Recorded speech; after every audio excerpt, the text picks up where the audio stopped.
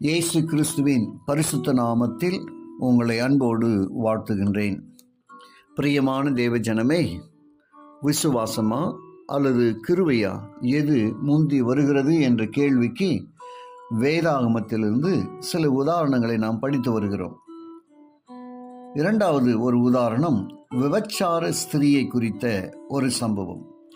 அவள் பாவம் செய்யாத வாழ்க்கை வாழ்வதற்கு காரணம் என்ன? கல்லெறியும் தகுதி கிறிஸ்துவுக்கு இருந்தது. ஆனாலும் இயேசு நானும் உன்னை ஆக்கணைக்குள்ளாக தீர்க்கிறதில்லை என்று சொன்னதினால் விபச்சார ஸ்திரீ அத்தகைய வாழ்க்கையை வாழ முடிந்தது. லூக்கா 7ஆம் அதிகாரம் 35:7-50 வரை நாம் வாசிக்கின்ற பொழுது, அப்பொழுது அந்த ஊரிலிருந்து பாவியாகி ஒரு ஸ்திரீ அவர் பரிசேயின் வீட்டிலே பந்தி இருக்கிறதை அறிந்து ஒரு பரணியில் பரிமள தைலம் கொண்டு வந்து அவருடைய பாதங்களின் அருகே பின்னாக நின்று அழுது கொண்டு அவருடைய பாதங்களை தன் கண்ணீரினால் நனைத்து தன் தலை முடியினால் துடைத்து அவருடைய பாதங்களை முத்தம் செய்து பரிமள தைலத்தை பூசினார். அவரை அழைத்த பரிசேயன் அதை கண்டபோது, இவர் தீர்க்கதரிசியாய் இருந்தால் தம்மை தொடுகிற ஸ்திரீ இன்னாள் என்றும் இப்படிப்பட்டவள் என்றும் அறிந்திருப்பார். இவள் பாவியாக இருக்கிறாளே என்று தனக்குள்ளே சொல்லிக் கொண்டான். இயேசு அவளை நோக்கி, சீமோனே, உனக்கு நான் ஒரு காரியம் சொல்ல வேண்டும் என்றார்.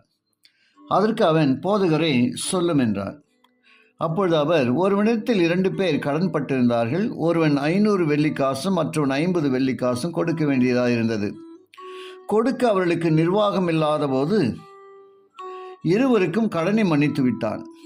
இப்படி இருக்க அவர்களில் எவன் அவரிடத்தில் அதிக அன்பாயிருப்பான்? அதை சொல் என்றார்.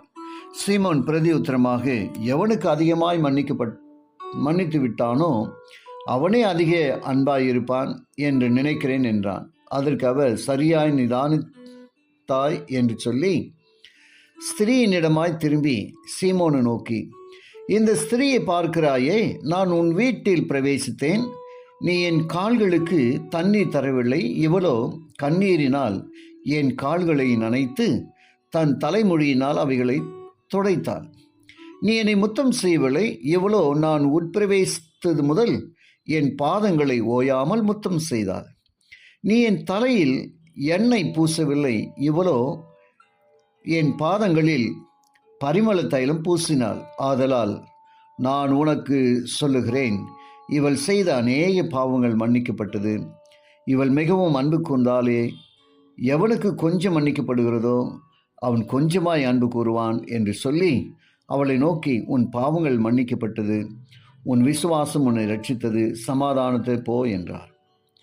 எனவே ஒரு பாவிக்காக இயேசு காட்டிய கிருபையை அவளை நீதிமானாக மாற்றும் விசுவாசமாக்கியது, விசுவாசியாக மாற்றியது.